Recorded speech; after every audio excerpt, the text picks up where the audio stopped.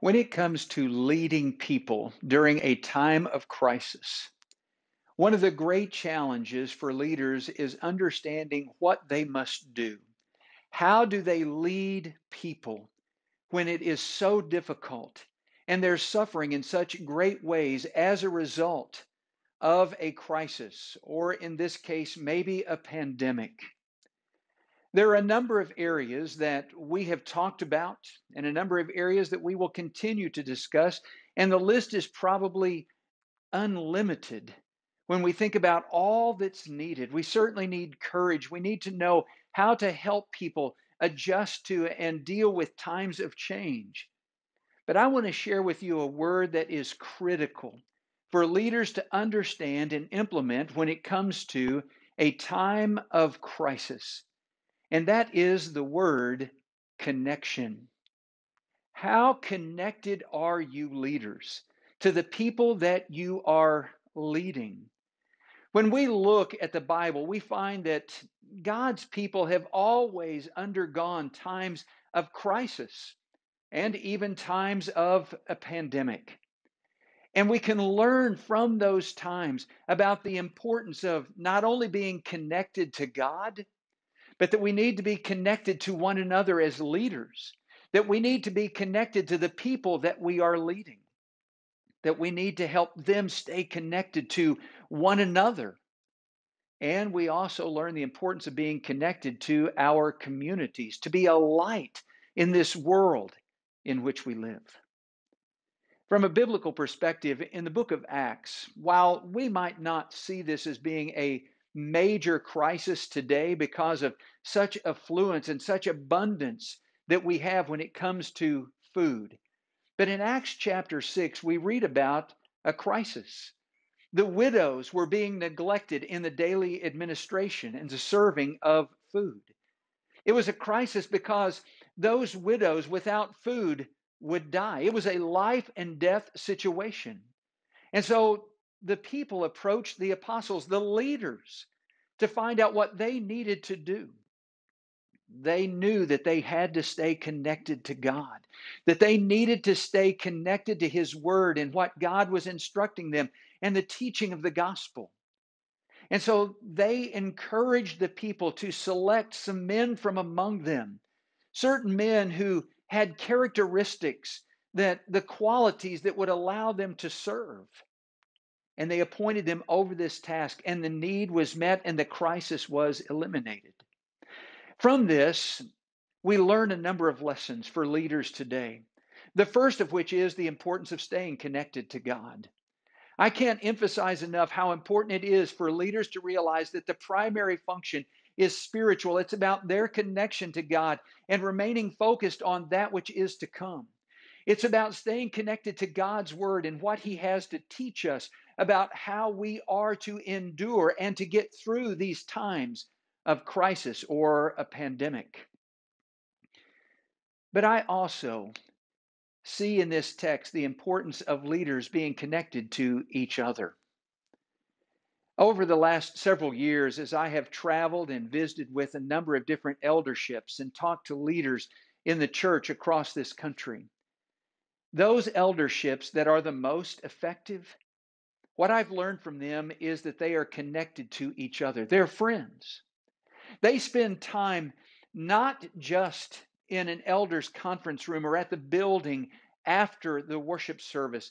They're connected on a personal basis. They're friends with one another. They spend time in each other's homes. They get involved in activities together. They spend their time working together because they're connected to each other. These same elderships are incredibly effective because they're connected to the people that they lead. John Maxwell, in a number of his books, has written incredible leadership information. In one particular area, he talks about the importance of leaders leading with a leader's head, a leader's heart, and a leader's hands. When he talks about the idea of leading with a leader's head, he's talking about understanding people. And leaders need to understand the challenges that people are experiencing, the difficulties that they face. the temptations that they struggle with. They need to understand what they are going through. But they also must lead with a leader's heart. That is, that they love people. They're compassionate. They're compassionate because they are sympathetic and empathetic with the challenges that these people they're leading experience. But they also lead with leaders' hands. That is, they help people. The idea that is here is that we serve. That's what leaders do.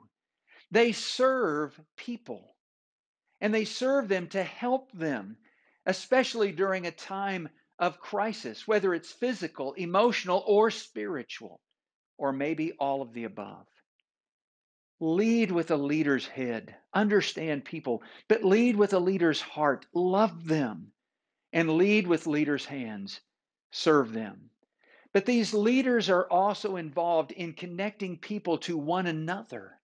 This is also vitally important to make sure that the people remain connected to each other, that they are united. This time of pandemic has created such isolation, and we have seen over and over the impact of that isolation. We need to be together because we're stronger, we're better when we are together. And that's the message that must be communicated.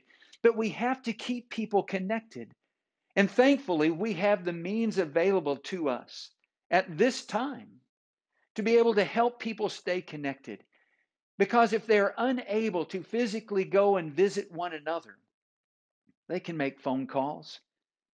They can send a text or an email. They can use Zoom. They can use FaceTime. They can use Facebook Live. There are so many different technological means that people can stay connected. But I urge you, leaders, to set up some sort of a system by which you are helping connect the members of the congregation to one another. And then this last area is also just as critical because this is the time in which God's people must be connected to the communities in which they live to show the light of Jesus. And what that means is we have to be proactive as leaders and not reactive. And what I mean by that is we're not waiting to learn about the needs, but we're seeking to learn where those needs exist and work to help meet those needs. That means that we need to connect with our local government officials or authorities. We need to connect with civic organizations or nonprofit organizations.